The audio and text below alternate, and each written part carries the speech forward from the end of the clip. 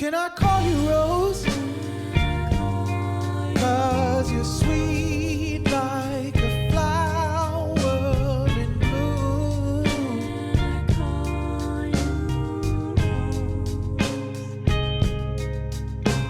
Can I call you Rose?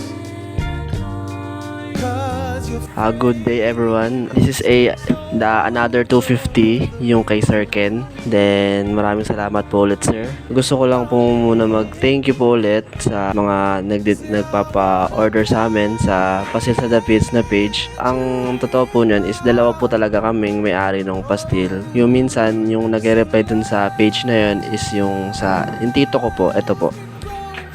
So ayan, kung mapapansin nyo, dalawa talaga kami. Then siya talaga yung may-ari ng pastil for correction. And nanghingi lang ako ng permission sa kanya para magtinda rin. Ito si Kuya Angel. Thank you dun sa mga nag-order, saka yung nagsusupport sa pamangking ko sa Pastil sa The Pits. Sa lahat ng mga nag-order sa amin ng Balkim, maraming salamat. Dun sa mga nagchat-chat, sorry dun sa mga hindi namin nare-replyan kaagad, hindi namin naasikaso kasi sobrang dami talaga pong nag-order sa Pastil sa The Pits. Talagang ginagawa po namin yung best namin para namin lahat ng orders nyo. Yun lang, sana mahintayin nyo po yung order kasi dalawa lang po talaga kasi kami. Then scheduling is the key naman. So schedule lang natin, pag-usapan lang naman natin. This is 250 pieces. So tara, samahan nyo kaming mamigay. fragrance takes over the room.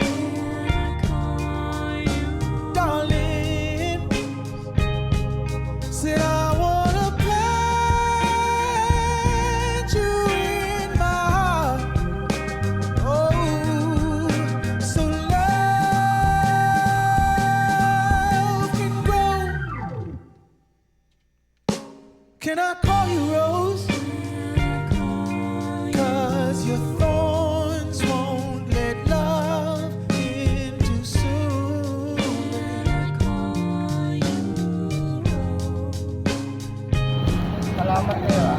Can I call you Rose? Anong location? To consume me.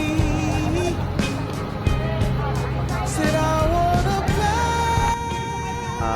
Yung mga umorder sa amin sa online na ipapamigay, tsaka yung mga deliver na personal, ang ginagawa namin, naghahati kami sa orders dahil ako, nag-iipon din ako ng pang-bound ko for pampasok.